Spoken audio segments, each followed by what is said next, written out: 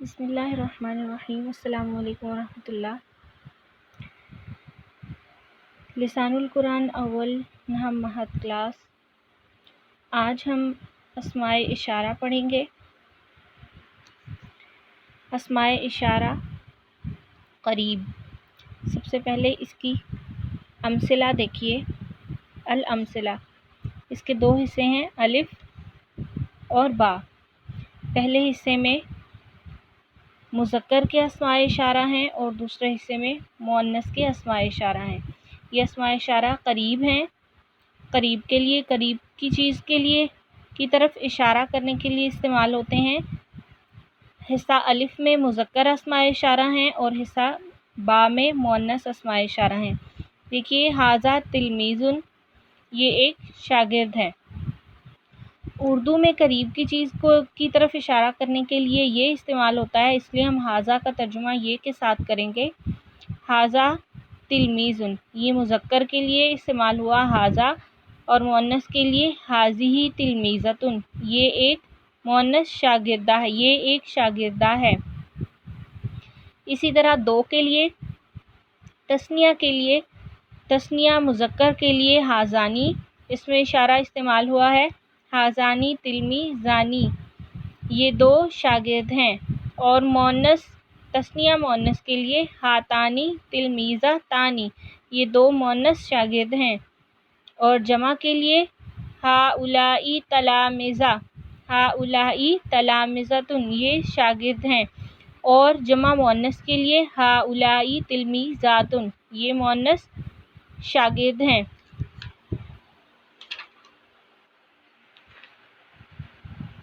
Number 4 ہے ھذہ اشجار، یہ درخت ہیں، اور نمبر 5 ھذہ اقلام، یہ قلم ہیں۔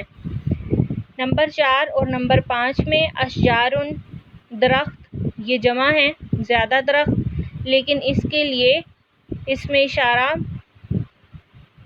واحد کا استعمال کیا گیا ہے، اشجار۔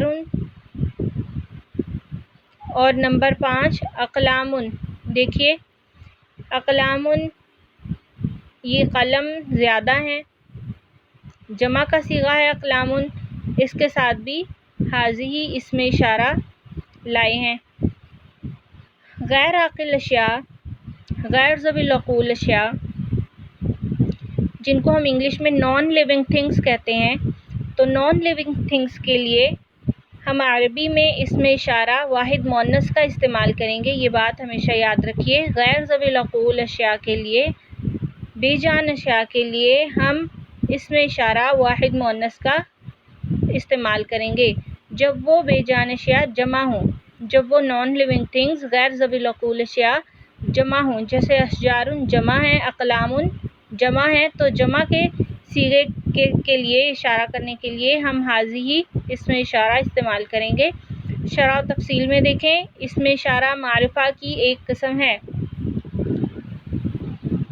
یاد رکھیں اس میں اشارہ معرفہ کی ایک قسم ہے۔ مذکورہ بالا مثالیں، اوپر دی گئی مثالیں ایسے اسماء اشارہ پر مشتمل ہیں جو قریب کی چیزوں کی طرف اشارہ کرنے کے لیے استعمال ہوتے ہیں۔ اوپر لکھا ہے اسماء اشارتی للقریبی، قریب کی چیزوں کی طرف اشارہ کرنے کے لیے یہ اسماء اشارہ ہیں۔ ان کی گردان آپ نے یاد کرنی ہے، ھذا، ھذہ، ھذانی، ھاتانی، ھؤلائی، ھؤلائی۔ مؤنث اور مذکر دونوں کی جمع کے لیے ھؤلائی استعمال کیا گیا ہے۔ دیکھیے شرح و تفصیل، مفرد مذکر کے لیے ھذا، مثنیٰ کے لیے ھذانی، مفرد مؤنث کے لیے ھذہ، مثنیٰ مؤنث کے لیے ھاتانی، اور جمع مذکر و مؤنث دونوں کے لیے ھؤلائی استعمال ہوتا ہے۔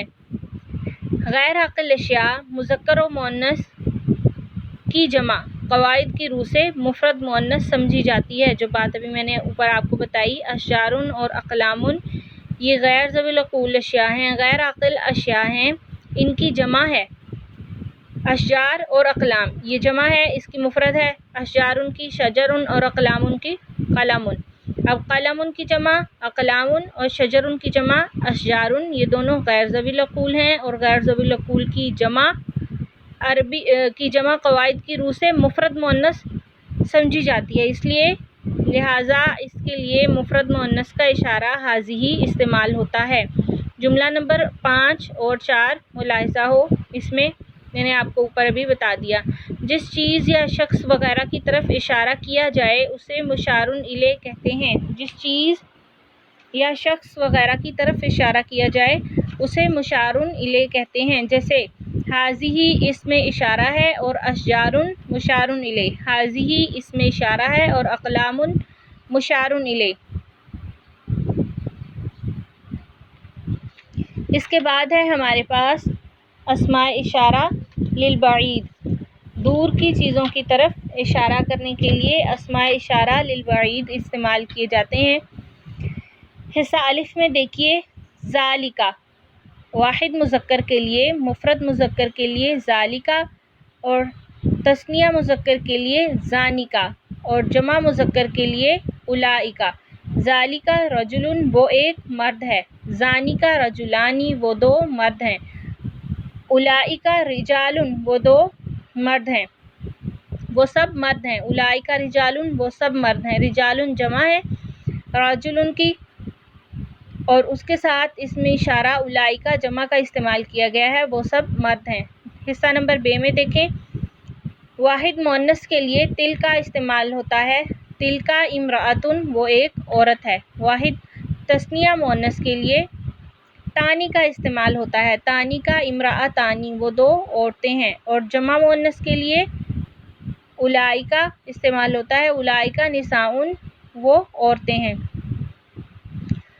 اور اسی طرح غیر عاقل اشیاء کے لیے، غیر عاقل اشیاء کی جمع کے لیے مفرد مؤنث کا اسم اشارہ استعمال ہوتا ہے، تلکا بیوتن، بیوتن گھر، زیادہ گھر، بیتن کی جمع بیوتن گھر ہیں، تو اس کے لیے اسم اشارہ مفرد مؤنث کا استعمال کیا گیا ہے، تلکا بیوتن۔ اسی طرح تلکا حدائق، تلکا واحد مؤنث اسم اشارہ ہے اور حدائق، حدائق یہ باغات ہیں، حدیقۃ کی جمع، اور یہ چونکہ غیر عاقل ہیں اس لیے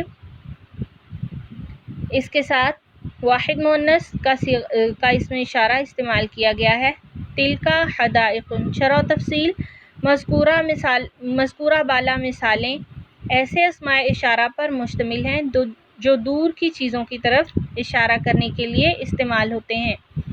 دور کی چیز کی طرف اشارہ کرنے کے لیے ہم اردو میں وہ کا لفظ استعمال کرتے ہیں، جیسے ہم نے قریب کی چیز کی طرف اشارہ کرنے کے لیے یہ کا لفظ استعمال کیا تھا، جیسے ھذا رجل یہ مرد ہے، ھذہ امرأۃ یہ ایک عورت ہے۔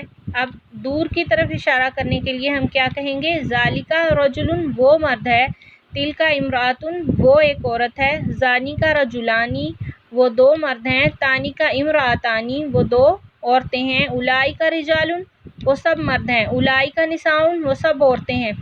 تو مرد اور عورت، مذکر اور مؤنث دونوں کی جمع کے لیے اسم اشارہ اولئکا استعمال ہوتا ہے۔ دیکھیے، مفرد مذکر کے لیے ذالکا، مثنیٰ مذکر کے لیے ذانکا، مفرد مؤنث کے لیے تلکا، مثنیٰ مؤنث کے لیے تانکا، اور جمع مذکر و مؤنث کے لیے اولئکا استعمال ہوتا ہے۔ اور غیر عاقل اشیاء کی جمع کے لیے مفرد مؤنث کا اشارہ تل کا استعمال ہوتا ہے۔ دیکھیے جملہ نمبر 4 اور 5، تلکا بیوتن، بیوت یہ غیر ذوی العقول ہے، غیر عاقل اشیاء ہیں بیوتن، تو اس کی جمع کے لیے ہم کیا لے کر آئے ہیں اسم اشارہ، واحد مؤنث، مفرد مؤنث۔ حدائق یہ حدیقۃ کی جمع ہے اور غیر عاقل ہے، اس کے ساتھ ہم کون سا اسم اشارہ لائے ہیں، مفرد مؤنث۔ المرکب الاشاری، اشارہ اور مشار الیہ، اسماء اشارہ اور جس چیز کی طرف اشارہ کیا جائے اسے کہتے ہیں مشار الیہ، ان دونوں کے مجموعے کو مرکب اشاری کہتے ہیں۔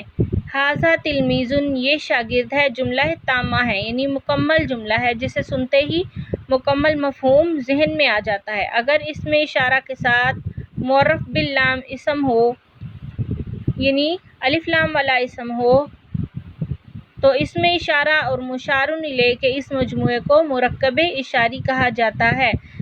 چونکہ ھذا اور اس کے ساتھ اگر دوسرا لفظ معرف باللام ہو تو اس کے مجموعے کو مرکب اشاری کہا جائے گا۔ ھذا التلمیذ، یہ شاگرد جملہ تامہ نہیں ہے بلکہ مرکب ناقص ہے۔ اسے مکمل کرنے کے لیے خبر کا لانا ضروری ہے۔ مثلاً ھذا التلمیذ ذکی، یہ ذہین شاگرد ہے۔